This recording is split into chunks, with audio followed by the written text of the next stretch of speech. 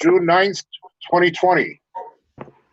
For a moment of silence, let's have a moment of silence for the Drezik family for the loss of Greg Drezik, brother of our superintendent, Chris Drezik.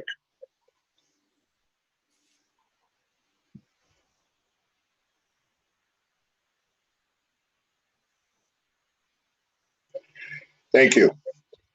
Can we have a roll call, please? Mr. LeBlanc, Here. Mr. Salazar, Here. Mr. Rutledge, Here. Mrs. Costa, Here. Mrs. LeBlanc, Here. Mrs. Hall, Here. Mrs. Thurston, Here. Mr. Ryder, Here. Chairman Cruzel. Here. Thank you, and thank you for all being present. And we need to go to executive session on matters related to personnel. May I have a motion? So moved. Motion by Mr. Rutledge, seconded by Ms. Costa. Any discussion? All in favor?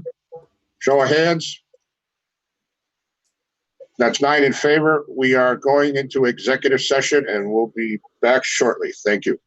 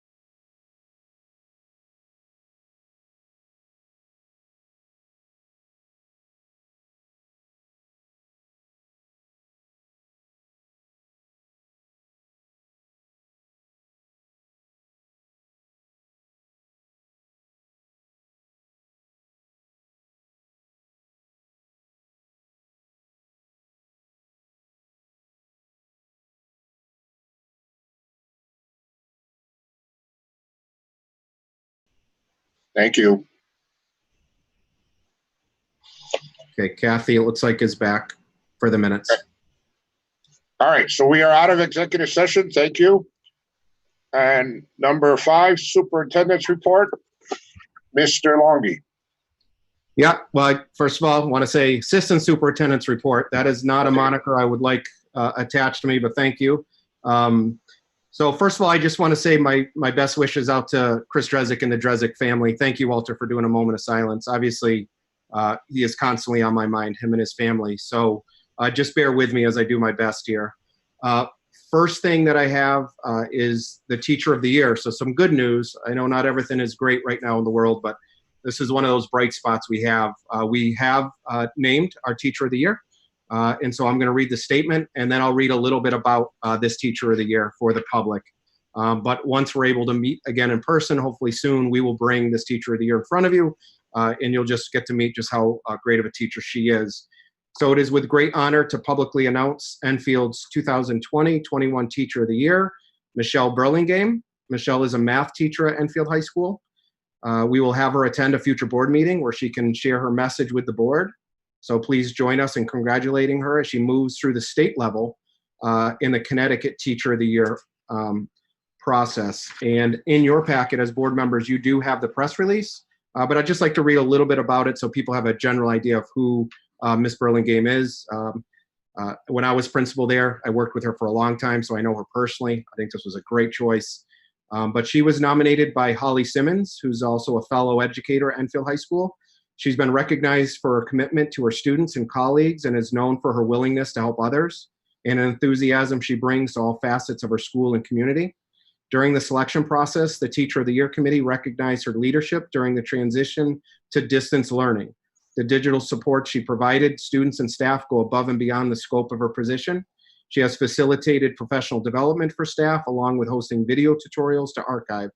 Additionally, her efforts in collaborating with IT on Microsoft Teams helped further facilitate the distance learning transition.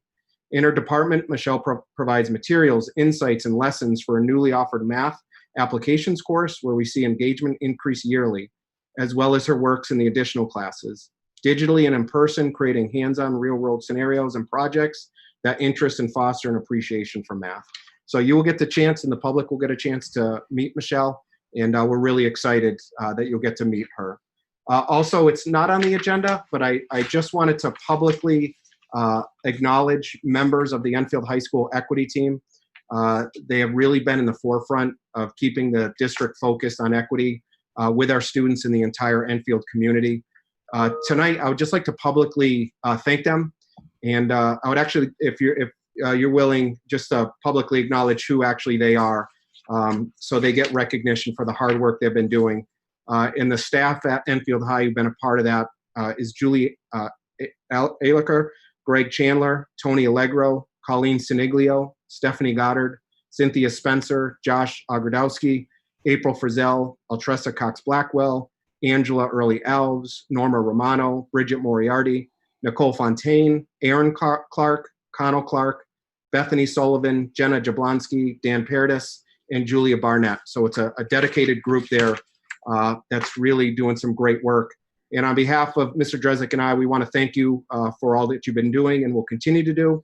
And as an update to the work the equity team has been doing, on Monday, they actually hosted 3 community conversations. The first one in the morning, I know Tina attended, and she may be talking a little bit about that. There was one in the afternoon, or midday, and then there was a third one that evening. We had over 50 staff members attend, different staff members. I think that really shows the dedication of our staff to learn and to want to grow as educators. And we had several parents through those 3 sessions who showed up. More so in the late session, which maybe helps us learn when most parents are available for that. And then tomorrow, Wednesday, the team is going to be hosting community conversations with our students. And so I think this is important work they're doing. I apologize that wasn't on the agenda, but I just thought that it was appropriate to acknowledge the work we're doing. And obviously, district-wise, once we can get moving in person again, we are immediately bringing that CAPS program in so the district can have a real focus on the work of equity. And that is the Assistant Superintendent's report. Thank you. Thank you, sir. Any questions? We'll go around again, starting with Ms. LeBlanc. I don't have a question. I just have a comment from Miss Burlingame. My family had the pleasure of having her for a teacher 3 consecutive years for math. And she deserves this award because she had my middle son for 3 consecutive years. So she definitely deserves Teacher of the Year. She is a wonderful math teacher. She's a wonderful teacher, and she involves herself in all aspects of being a teacher, from coaching and stuff. So this was well deserved, and I just want to send my congratulations to her. Thank you, Mr. Blank. Ms. Hall. My question is, our plans for the graduation, as it gets put together, are they on time and working? Yes, everything's on time and working. Monday and Tuesday, we start 12 o'clock at the high school. Ms. Clark tonight is sending out another reminder, and those reminders will come, but we're ready to go. I would just tell parents, if you have specific questions, reach out to your dean or Ms. Clark personally. I know she's been really busy, so give her a couple hours before she gets back to you. She's running all over the place. But please reach out to the school if you have specific questions. They can help you with those minor details if you have specific needs, issues, or questions. But everything's on track, Ms. Hall. We're ready to go. Good.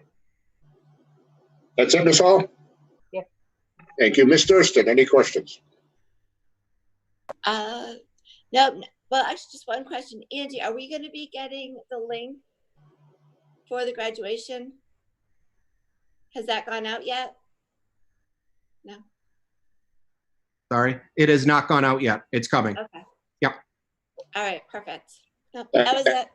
And I did send an invite to all of you if you want to watch live from the parking lot. We do have a special spot set up for us to watch if we want to. So, and it's you don't need to stay the whole time. Just come and go as you please.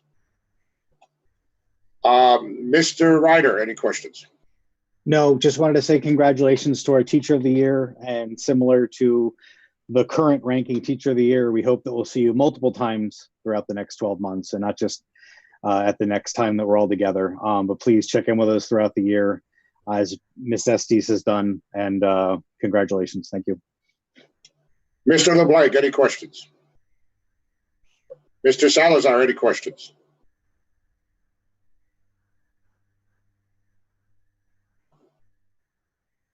Sorry, I have to unmute myself.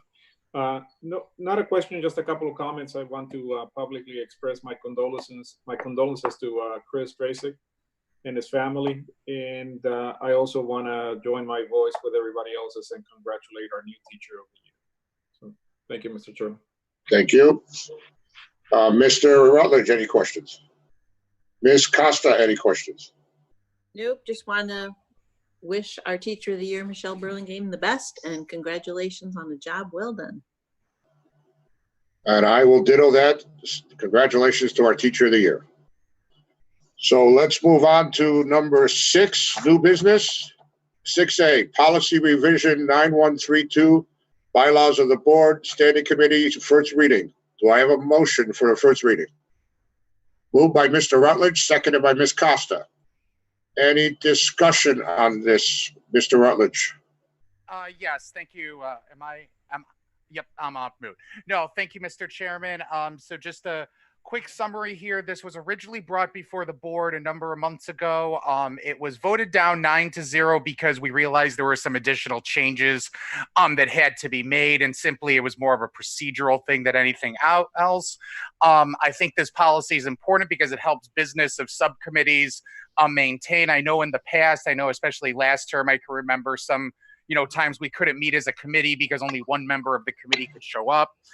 So I think, this provides an option for alternates to be assigned to help the business of the various committees and therefore of the Board of Education move forward. And so I definitely hope they'll just, I know we have this reading and then a second reading probably on the next meeting. So hopefully this just moves forward, but thank you very much.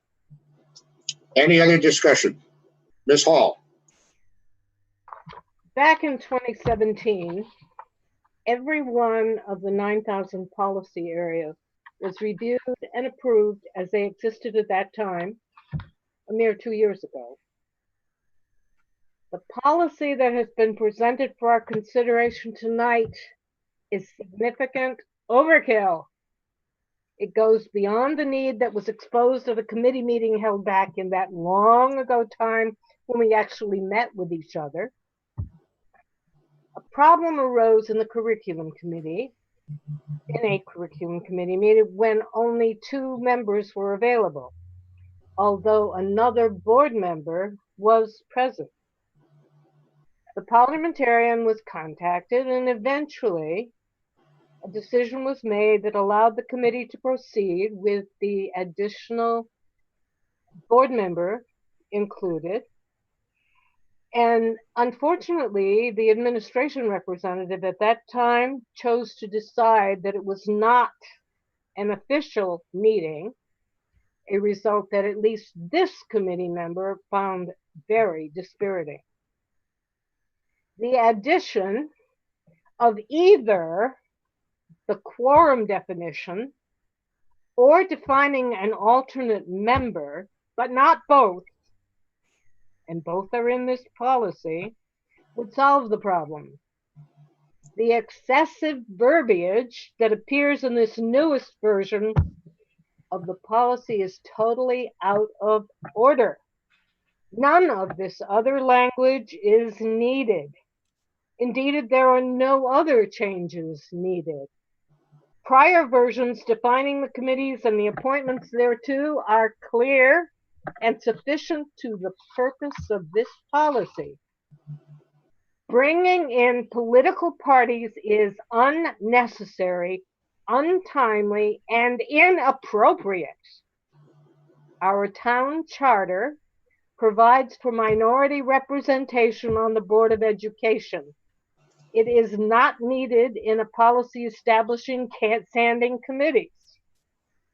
If there are board members who believe such a reference is necessary in this whole 9,000 series, then it should be expressed in a more generic entry under some other issue under bylaws.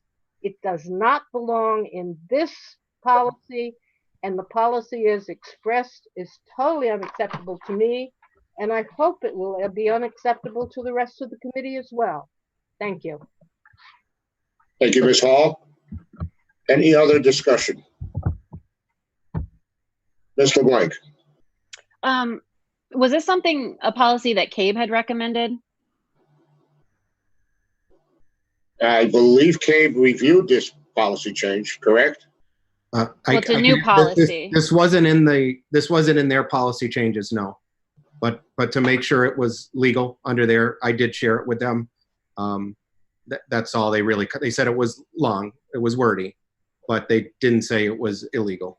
And this is a brand new policy. This is not something. It's an addition. It's an addition to an existing policy. It's a revision to an existing policy. Yes. It's additional. Yes, additional pages to an existing policy.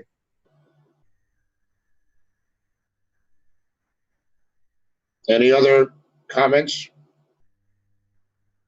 I have a question. I actually have a question regarding the statements from Joyce, from Ms. Hall. You mentioned a problem with the curriculum committee, but you didn't state a time frame. Are you referring to the current year? What problem are you referring to? The day you did not get to the meeting. Okay.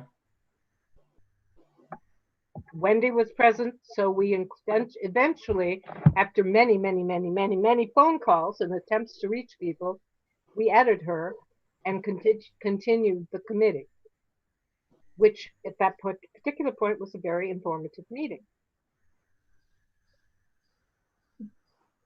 Ms. Costa? Yeah, I think I'm a little confused, Joyce, by your comment. I clearly remember that curriculum meeting, and I think that the point of this was to avoid that from happening in the future. I don't disagree that this is a very wordy and lengthy policy. However, as I've seen the different versions come through, once you start incorporating the potential for 3 parties instead of the 2 that we're normally used to talking about, and naming an alternate, but you have to consider party. I don't know how much shorter it can be. So yes, I do think it's long, but I guess what I'm more confused about is the comment about the curriculum committee meeting, and isn't this being put in place to avoid that issue that we had at that meeting? I'm not sure why the particular policy was brought up.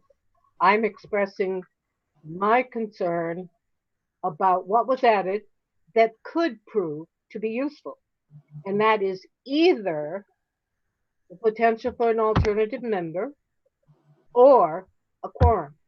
By defining the quorum as 2, as its current new version of the policy does, it's acceptable and would have eliminated the problem at the meeting that I'm referring to. That But meeting, though, we only had the current policy includes both. we only had one at that meeting, though, because Bill wasn't there and Jonathan wasn't there. But Jonathan called in, if I recall correctly. He called in only to give me authority to sit in for him. He was not listening to the call. He was not listening to the meeting, as I recall the meeting. But did I? A slightly different version, but it would have eliminated any problem were we to have one or the other, but not both.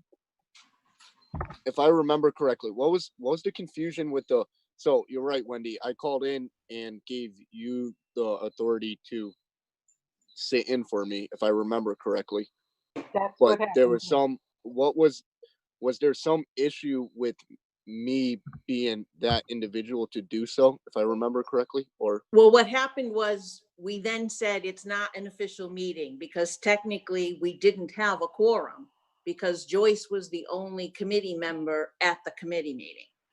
So although we conducted the business and talked about things and learned things, it was not an official meeting, as I recall.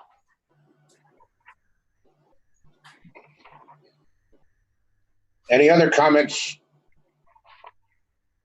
so point blank, this policy would make it so that meeting would be an official meeting? Yes. That's how I read it, that you could have, ahead of the meeting, called me and said, Wendy, I'm not going to make it. Can you go? And then we wouldn't have had that half hour of trying to reach everybody and figure out and then find out that it wasn't an official meeting anyway. Mr. Rutledge. Thank you. No, I actually not to add to any, fuel here. I do remember that day because John, I remember I was at a trivia night and you had called me to ask if, about the whole thing about, well, how can we actually do this meeting if only one person's there? Can I proxy the vote, et cetera, and stuff. And yeah, at that point in time, to Wendy's point, had this policy been in place at that time, that would not have been an issue. The need to define quorum in this simply, again, kind of goes to the point where, we saw in the last municipal election cycle, there were 3 different parties that ran for seats on the Board of Ed. This policy tries to account for such a scenario where there would be more than 2 political parties represented on the Board of Ed. That's the only reason the term political parties, and that's brought up. It is not to make a political statement. It's only to define the term. If you actually read the policy, that's all it's doing. It's defining the term and then making sure that each party would have equitable representation on the various committees, so that committee business could go forward with input from all the representatives from the town of Enfield. Aside from that, yes, I grant that it's wordy, but sometimes you have to make things a little wordy to make sure that things are clear enough and to make sure there can be little room for misinterpretation. So granted, I get that it's verbose, but again, I think that was necessary. Wendy, John, you both made some good points. I obviously support this. And Mr. Chairman, since I have the floor, I'd like to call the question. So we have a call to question. So can we have roll call, please? Wasn't there another hand up? Well, he called the question. All right, Mr. You know Blank. what? Wait, actually, hold on. I'll withdraw the call the question. I did not see anybody else's hand up. Sorry, Mr. Blank, go ahead. the chances of us potentially having a third political party are very real. And based on the current policy, I would just assume that you would be able to have a representative from each political party on the subcommittee. So that's how I understand it in the original policy.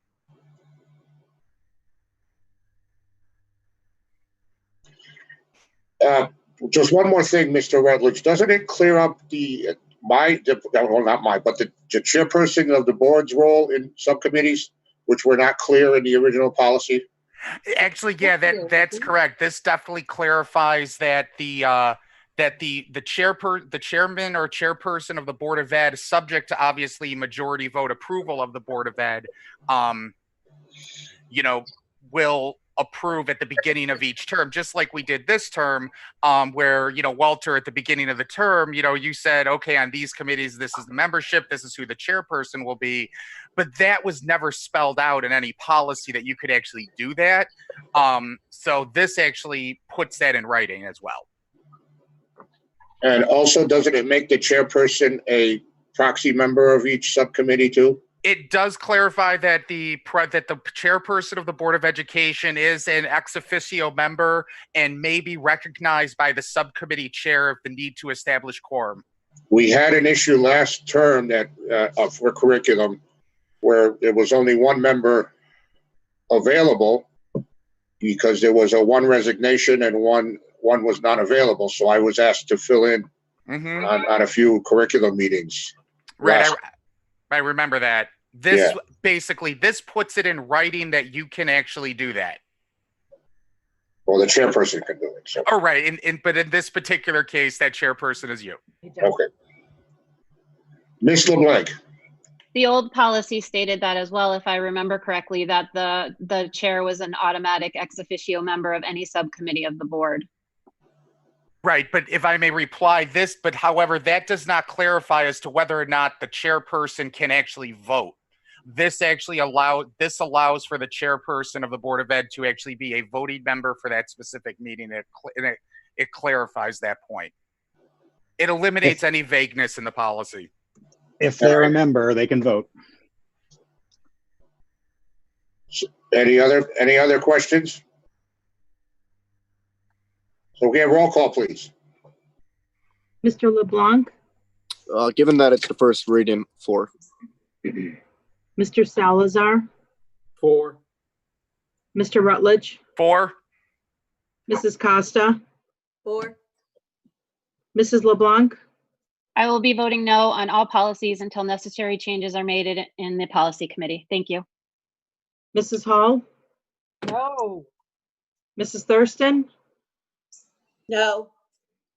Mr. Ryder, No, against. Chairman Krizel. 4. First reading passes. Thank you. New business number 6, B, action, if any, regarding superintendent's evaluation and contract. Could I have a motion to extend the superintendent's contract to June 30th, 2023? So moved. So moved. Moved by Mr. Ryder, seconded by Ms. Costa. Any discussion? I think we took care of this during our executive session, but if any other discussion, I don't see any. So give a roll call, please. Yes. Mr. LeBlanc, 4. Mr. Salazar, 4. Mr. Rutledge, 4. Costa, 4. Mrs. LeBlanc, Yes. Mrs. Hall, Yes. Mrs. Thurston, Yes. Mr. Ryder, Yes. Chairman Krizel. Yes, Motion passes. thank you. Number 7, board member comments. We'll go in the same order. Ms. LeBlanc. Okay, I have a few things I'd like to say tonight. I'm just going to be reading, so if I'm not looking at the camera, you see my glare, I apologize. I'd like to start off sending my sincere condolences and sympathy to Chris Drezik and his family. COVID-19 is very real and is affecting many families, children, and parents. My thoughts and prayers are with them. Also, to the teachers, students, and families, 3 more days. Thank you for all your hard work. Thank you to the students and the families that were able to stick through at this difficult time. And thank you to the students and families who had to take a step back as well. Only you as parents and families know what you need for your child in that time. Now I just want you to bear with me a moment. I spent the weekend, most of yesterday and today, thinking and reading as much as I could. I had many residents reach out to me regarding the statement that was issued by the equity team. They explained to me one of the reasons that the statement wasn't well received by all stakeholders was very interesting to me. One part that stuck out was how many people of color are on the equity team. How can they know how we are feeling? How are they representing all the students? Like Andy said, I had the opportunity to attend the EHS equity team's community conversation. Educators and parents were invited to attend, and many educators that weren't on the equity team did call in that morning. Meeting with the equity team this past Monday helped restore my faith in humanity. As a nation, we are suffering. Locally, families are upset and angered. I explained to the equity team how some of the residents were feeling about the statement and the lack of diversity among the team members. Their answer, they understood. Unfortunately, we don't have diversity in our teaching staff. With that being said, they went on to explain that Enfield Public Schools is part of the CREC minority teacher recruitment. Enfield is working to have trying to reach and have a more diverse teaching and administrative staff. What the equity team has found during their discussions, which proved very interesting to me as people of color that decide to go into the teaching profession are often discouraged in the curriculum that's offered at colleges and oftentimes won't continue with the education major. That was very thought-provoking to me. The equity team also talked about how some conversations are very difficult to have, but we need to have them. I agree. The students encourage these difficult conversations at the high school. We live in a society where people are afraid to make someone who is hurting hurt more. How do we educate ourselves on both sides to understand that although we haven't walked in each other's shoes, we can find common ground and learn where we are coming from? We are in the process as a society of changing how we handle things. We need to all be confident in our vulnerability to say we don't understand, teach me, versus trying to come back with a response that can be invalidating or just having silence. Prior to the pandemic, the district reached out to CABE to help facilitate those discussions and wanted those discussions to include educators, parents, students, and community members. Unfortunately, due to the pandemic, we hadn't been able to pursue that. The equity team also talked about changes to the curriculum. One of the team members had said, we really have to unpack history to understand systemic racism, which I thought was an excellent point. Many of our personal experiences mold us. One that has molded me was the death of my mother at 24 years old. I was pregnant with my first child. Many people reached out to me and offered their condolences and sympathy and said things like, I understand what you are going through. My first reaction was, no, you don't. I am pregnant and I just lost my mom, who is my best friend. You still have your mom. You don't understand. That experience molded me in this way. Personally, I don't always want to say, I understand, to placate a situation or to try to make someone feel better, when in fact, they can see you clearly don't understand. What I am learning is my silence isn't always correct either. Even though I don't understand, I can stand with you.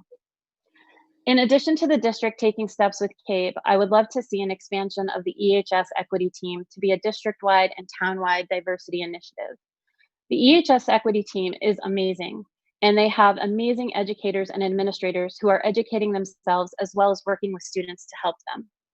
I would love to see a collective team with an equity representative or two from each school from pre-K to 12. I think the EHS equity team could lead the way. To take it further, since we are working on building a more diverse staff, we currently have a diverse student population. I think we could have our students become involved with peer mentoring. Allowing students of color from the high school to become peer mentors to the younger grades is an outstanding experience for all involved.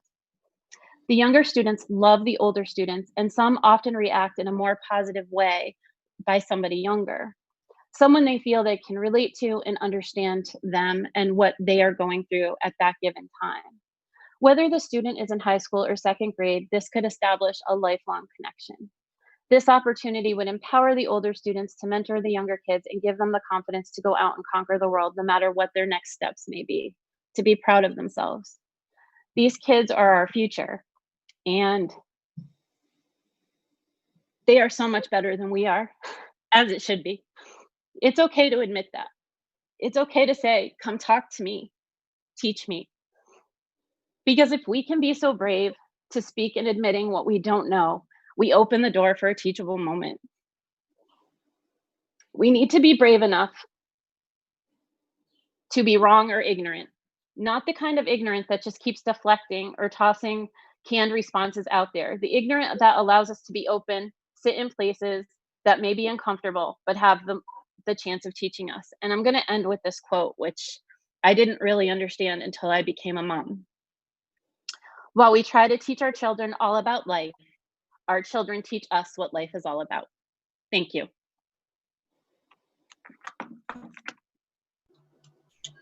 Thank you, Ms. LeBlanc. Ms. Hall, board member comments. I'm not sure I can follow that one very much. I want to thank Tina for putting into very positive words what we're a good direction to move. Other than that, it's been a very tough week. Listening, experiencing. So I have no more words to add. Thank you. Thank you, Ms. Hall. Ms. Thurston, any board member comments? Like everybody, I just want Chris to know that myself and my family are thinking of you. You're in our thoughts and prayers. And I just want to wish the students, a happy and safe summer. And we look forward to hopefully seeing you in person in the fall. Thank you. Thank you, Ms. Thurston. Mr. Ryder. Thank you, Mrs. LeBlanc, a friend and mentor, for your thoughts tonight. I think that if we can take action on some of your suggestions, we'll be a better board and a better school district. So thank you. I do have some things to go over. I wanted to talk about the grab and go program that Enfield Public Schools has continued to do despite the fact that our buildings are closed, helping our families in need for free and reduced lunch and beyond that has continued. That will continue through tomorrow, which is Wednesday, June 10th. There will be a 1-week gap where those services will not be offered. Next week, there's graduation going on at the high school and there's construction beginning at JFK.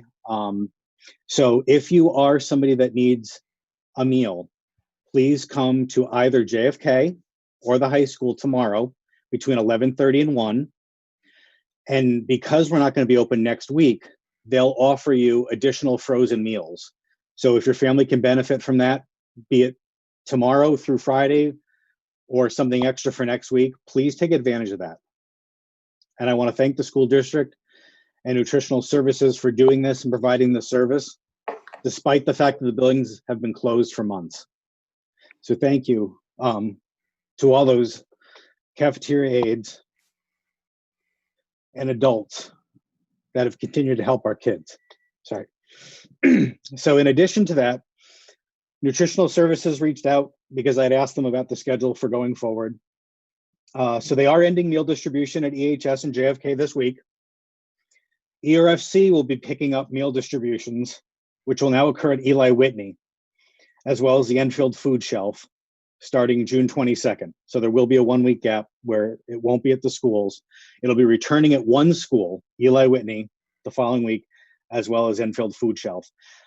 So unfortunately, if this is news to you, just so you know, they were giving out information. So as you picked up your grab and go meals tomorrow, as well as yesterday on Monday, you were given a flyer with all this information. I'll also post it on enfieldpto.com, the school district post it, and we'll also put it on our Facebook page. But we at Nutritional Services will be handing out flyers that gives us info out. We'll also be giving out information regarding loaves and fishes, and also grocery distribution from the food shelf going forward. Since there will be a week between when we end and when ERFC will pick up this for us, we will be offering families frozen shelf stable foods for next week if they need them. So please take advantage of that. So that's regarding the grab and go meals. The next thing I wanted to speak about, JFK knows this, Enfield High knows this, you guys have probably already been through this, but I wanted to speak to the Stowe through grade 5 families for a moment. So on enfieldpto.com/Stowe or /HMS, whatever school you're at, please look at the activities calendar. We do have the calendar posted for next week for all of the pickup days for our youngest students. This is when they can pick up some belongings that they may have forgotten back on March 12th. It also provides you an opportunity to return any library books that may still be in your house.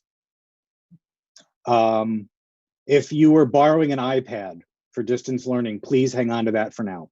Hang on to the electronics. But if you have a library book you want to drop off, or if your student forgot a jacket, etc., please check enfieldpto.com/your school's name. So for example, at Stowe on June 15th, Head Start, Retrieval of Items Day. On the 16th, Integrated Pre-K will pick up their items. On June 17th, Pre-K STEAM Academy can pick up their items. At Hazardville, if you're a kindergarten student, please come on June 15th. There's a 30-minute window for each kindergarten room. There's 7 classes. If you can't make it at the specific time for your room, it's okay. You can go at a different time, but your teacher will be there. She wants to wave goodbye to you. So again, just check the website. All this information's there. This is as disturbing to the staff and to many of us as it is to the kids. So I want you to know that. 3 more days of school. Hashtag 3 more days. And to Chris and his family, I'm sorry. We'll see you soon. Thank you, Mr. Ryder. Mr. LeBlanc.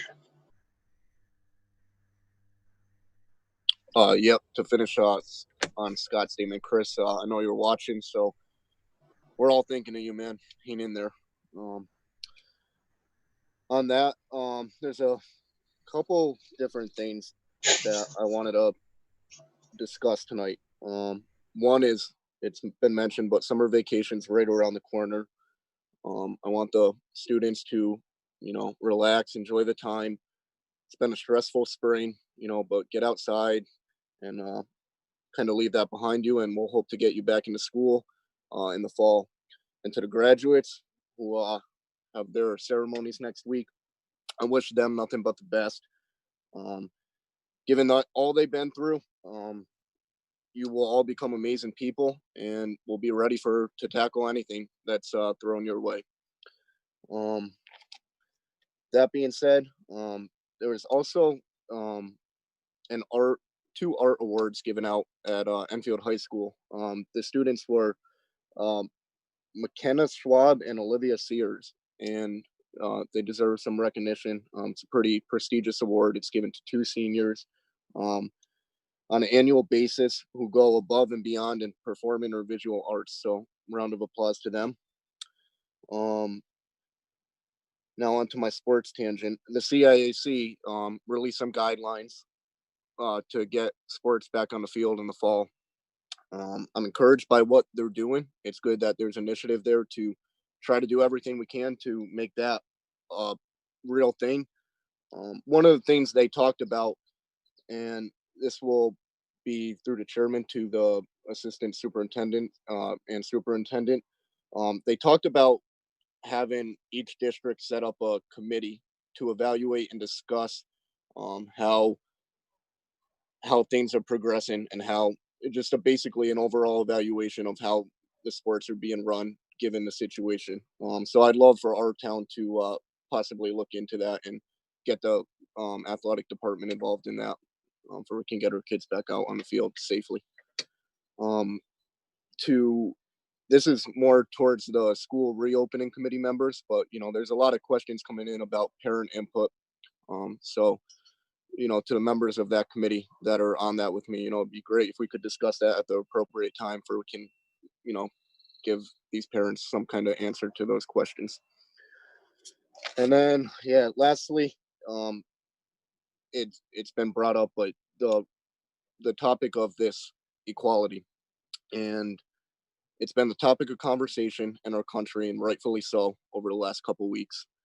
I'm proud of the way our school district has handled trying to make things as equitable as possible. We got the equity team at the high school. We were having dialogue with our high school parents and administration, and we were in active conversation with CABE to set up a committee to get active community members on it we can all talk about this together. On top of that, we do have school resource officers in our buildings who interact with a range of kids on a daily basis and do a great job at that. But point blank, we need to have these conversations. They got to be true. They got to be honest. And when that happens, we can achieve great things. I know that we will get there. I have faith, because when our country is tested, which it's been many, many times, we always find a way to come together. And everyone from our police force to the protesters and everyone in between, we are all Americans, right? And in this together. And it's up to us to figure it out. And I have faith we will. So it's going to take some dialogue, communication, and for everybody to have a voice in it. Thank you. Thank you, Mr. LeBlanc. Mr. Salazar.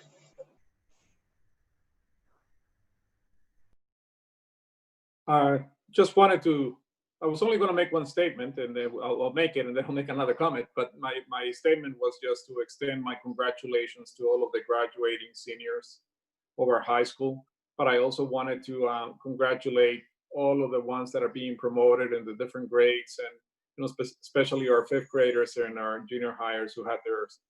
Well, they didn't have anything last week, but congratulations to all the students moving on, and we're hoping and working and planning to make it as best a situation as we possibly can for you next year.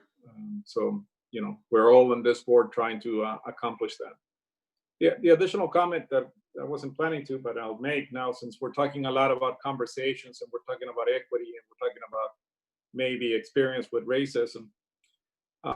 I don't know, but I may be the only person of color on this board.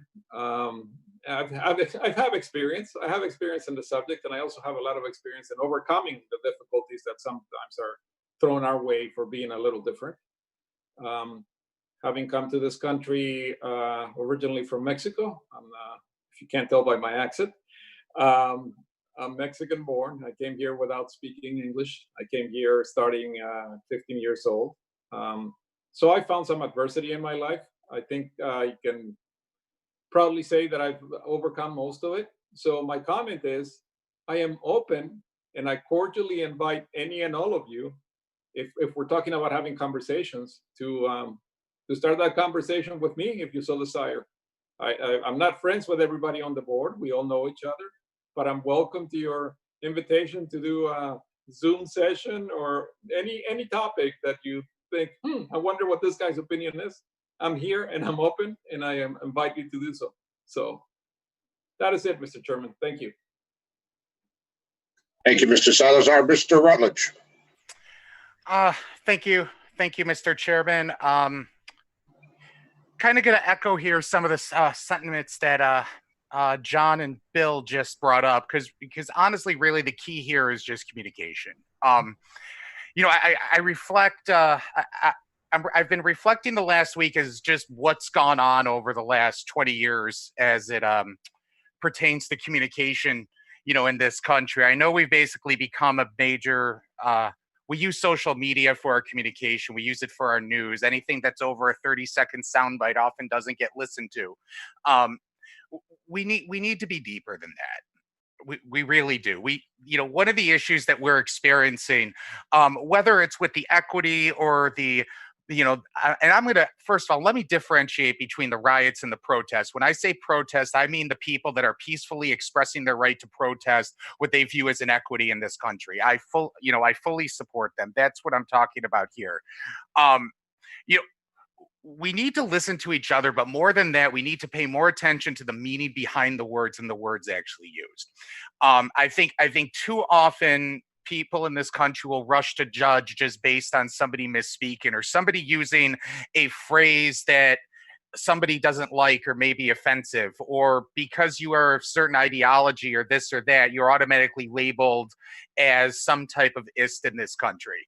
And frankly, that doesn't really help anybody. We need to have the conversations in this country, and we need to search for the meaning behind the words if we're ever going to make any progress on this matter. And that's what I really think. I think it all comes down to, I definitely support, as John mentioned, the equity team was doing some great work. I definitely support that. I think, we need to have those conversations, but those need to be open conversations without fear of, reprisal or hatred because of the comments made. And I don't mean reprisal because, somebody just makes a despicable comment. I mean, if somebody makes a comment and somebody doesn't understand what they really mean by that, ask the question, what do you really mean by that? Those are the conversations that need to happen. And I really don't think we'll make a lot of progress until those conversations do happen, and until they can happen openly and freely in public, with people being willing to listen to one another and truly get to the heart of what's being said. Thank you. Thank you, Mr. Rutledge. Ms. Costa. Thank you, Mr. Chairman. I too would like to offer my condolences to Chris Drezek and the entire Drezek family. Happy to see it's the last week of distance learning for the students. And once again, I want to thank the students, parents, faculty, and other staff for the efforts that they've put forth the last 3 months. I know it hasn't been easy, and I'm sure our students and the parents are ready for a summer break. I'd like to wish our seniors well, and I hope that you all enjoy next week's graduation events, even though I know it's not what you had envisioned a year ago. Like Jonathan, I was pretty excited to see the CIAC guidelines come out for sports. While the summer school guidelines were so stringent that we had to make the decision to hold summer school virtually, I'm hopeful that we can comply with these CIAC guidelines and get our kids back into sports, because I think they need it. And finally, I'm hopeful that Connecticut continues to see improved COVID-19 numbers with adequate testing and medical treatments, so that we can get our students back to school in September, even if on a limited basis, and that we as a board can get back to things that we had to suspend back in March, such as the diversity initiative that we had begun with CAPE. And that's all I have, Mr. Chairman. Thank you. Thank you, Ms. Costa. Any other comments before I go? Sensing none. So you guys hit everything on the nail again, like always. That's why this board is so great. Every topic was pretty much touched upon, so no sense of I'm just going to say ditto to all of it. But I do want to pass my condolences on to Mr. Drezek and his family. Also, there was also an accident out in Torrington this morning where two out of 5 kids passed away, Litchfield students. So we want to pass on condolences to the Litchfield public school system on their loss. And I want to congratulate the seniors. I did videotape a short, very, very short speech, because I got your message last year that you don't want me to talk. So very short, because I thought it was because of the different way this year. And I apologize. I wish we could do it on the field and walk across that stage, because you've spent 12 years looking forward to that. We've said it, many times, that's your final task, is to walk across that stage and get your diploma. But due to our restrictions from March on, we just can't do it. because of our class size. So we know this drive-through is going to work because it's been, everybody's been working hard to get it to work. And I think I'm going to stop right there. So again, congratulations to the seniors. Thank you again for all the last day of school on the 12th, for all the teachers, parents, and everybody who's been teaching the kids. So thank you all. Number 8, board committee reports, curriculum, Mr. Salazar. We had a meeting, the committee met last week, Mr. Chairman. We are making progress in working with the administration in looking at options and developing a plan for trying to meet, from the curriculum perspective, from trying to meet the whatever guidelines the state comes up with. A plan is being developed right now. It's a 3-point plan. We had a very good conversation about the plan. It was what has been done in terms of developing the plan was discussed, and we also, as members of the committee, had some feedback to provide. And I thought that was welcome and it was positive. And we're going to meet again next week. Thank you, Mr. Salazar. Finance, Ms. Costa. We have a virtual meeting scheduled for Monday, June 15th. Thank you. Policy, Mr. Rutledge. Thank you. Our next meeting is next week, Tuesday, the 16th. Thank you. Leadership, we had a meeting a week and a half ago, I believe now, and not much to report from that. Joint facilities is meeting this Thursday on the 11th. We had a meeting back on May 28th, and it was we had the BL was in talking about our, Wendy, help me out. I lost the word. BL Companies was the plan for all the town buildings. Yes. I'm sorry. What buildings are best to, so a proposal as to what buildings are best to keep, what buildings are best to divest ourselves of, how we can better utilize our buildings, how we can bring DPW all together in one spot, that sort of stuff. So if anyone's interested, that meeting's on YouTube also, because all our meetings are virtual, so they're on YouTube. JFK met last Thursday, and I know they've already tore apart the locker rooms. They're working in those sections, and also I believe the Blue Wing is what they're going to start, and also getting the other swing spaces ready. And there's a meeting also on the 11th for to approve some change orders. Joint security. Joint Securities was going to meet last week, but that meeting was postponed. So we'll get another date shortly. Okay, we have a new listing of school reopening committee, Ms. Costa.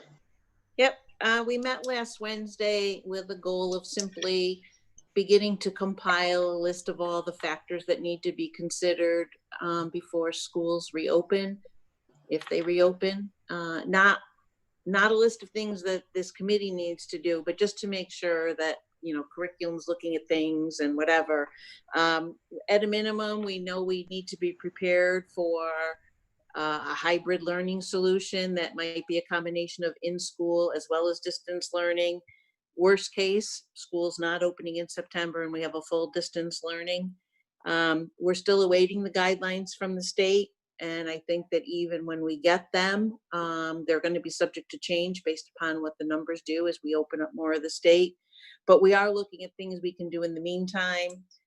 For example, you know, obtaining tablets for all the kids so that we have a 1-to-1 tablet to student ratio to make distance learning a little less painful. You know, I know they're working on professional development for the staff on Teams so that there's a better experience there.